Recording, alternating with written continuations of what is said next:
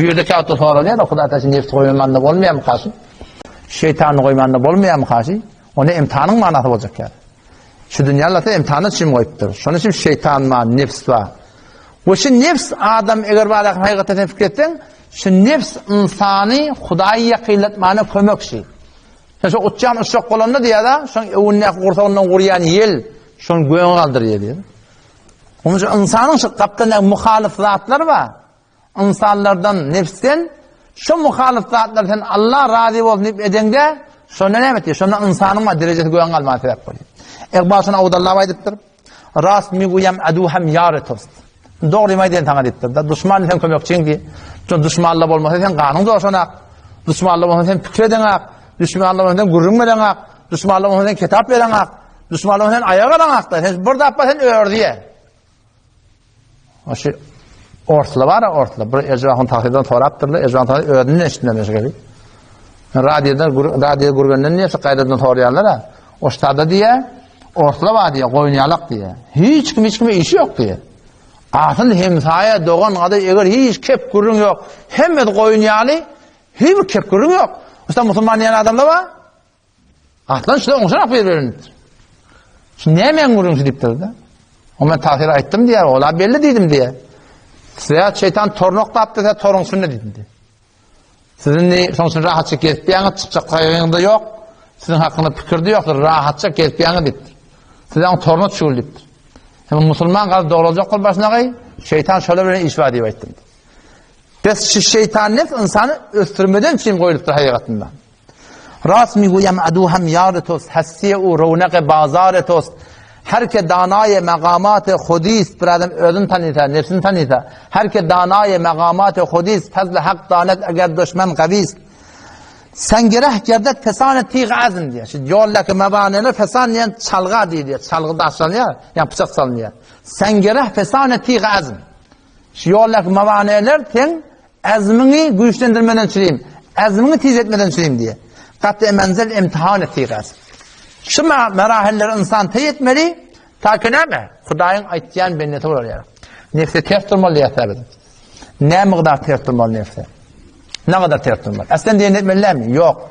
Nefsin diyenini şeriata ters etmeliler. Nefsin hakkın şeriat terttir. İyecek mi iyi, giyecek mi giy.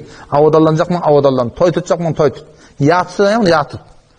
Tefriye gidecek mi tefriye git. Mamule edecek mi mamule. Bayiyetin de bayi. Kulli zindagi şu dünyada. Yani her bir yerdeki şeriata ters nefsin burada yatmadan, iymeden, giymeden, eşitmeden, görmeden, varmadan sondan ödün saklamalı. Nefte ters durmalı yerler şey. Bu da kadar kullun hissat etmeli. Maşindesin bilin ki, motorda bilin ki, ayarlı bilin ki, gezmekte bilin ki, kebabda bilin ki, tefriyle bilin ki, hem hoşluklar dünyada bilin ki. Yani Hasan-ı Sellim tamadami ki şeriatımızda ters olmada şu nefsin diye ne damalı. İlerlekim sen yatacak mı? İlk akşamdan yat. Ta dana çeldi.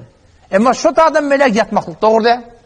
O zaman vakti ki biz şiyak deyimiz zindegimine getirip bilsek, haheşat-ı nabecadan el çekip, ödümüz şeriata mutabık edebilsek, sonra ne mi? Zahidesi var şun. Sen mu'min mi oluyorsun omsada? Müslüman bilen mu'minin bir farkı var. Allah mağfirli yan kuyduğu. Vel mu'minine vel mu'minat vel muslimine vel muslimat ya. Erkek Müslüman, denanı Müslümanlar bağışla. Erkek müminleri, denanı müminler bağışla. Mümin ve Müslümanın farkı var. O lokal bir farkı var. Müslüman hep Müslüman haddi suretini yaşak ketmiyor. Günevini yaşak ketmiyor. İnkarı yok. Mahır muhur yani zindagi. Şeriata var da yani yok diye baydan inkar edilen ama Müslüman ne diye? Mümin yerlerine ama mümin yerine bir adam ki günevini yaşamıyor. Haddi de günevini. Yani günahı da çalınacak tavuk ediyor. Şu adam mümin ne diye? Bu Kur'an'da hiçbir yerde Allah Teala men Müslümanla bile demektir. Allahu veliyyullezine amenu. İnnallaha vallahu veliyyul mu'minin diyor. İnnallaha ma'al mu'minin diyor Kur'an. Müminle bile men Müslümanla bile demektir Allah Teala. Belki Müslüman menli adamlar ne Müslüman olmalı. Henüz hakiki mümin olmalı. Mümin olmak şart. Mümin olacak ne etmeli? Peygamberimiz dikkat sahabeler onu oti. Şoları ne etmeli? O Müslüman Peygamber onu kadar Müslüman şolar. Şolar ne mi diye? Siz mümin olmalı. Siz Müslüman ki baktırın diye. Mümin olması diye. Ya ne etmeli biz? Mümin olacak kadar la yu'minu ahadukum. Hiçbiriniz mümin olmaz diye Peygamber. Ne ben ya Resulullah'ın? Hatta yekune havahu tamadamike hahisat-ı nefsaniydi teb'an lima ci'tu bihi. Men getiren şeriatıma tabi olmadı. Hahisat-ı nefsanimiz var. Şuna ne etmek gerek? Şunu ödümüz şeriata tabi etmek gerek. Yani hahisat-ı nefsanimiz şeriata tabi etsen o hamdır ne mi? Biz mümin oluyat yani Allah Teala'nın yani biz makbul oluyat diye Müslümandır.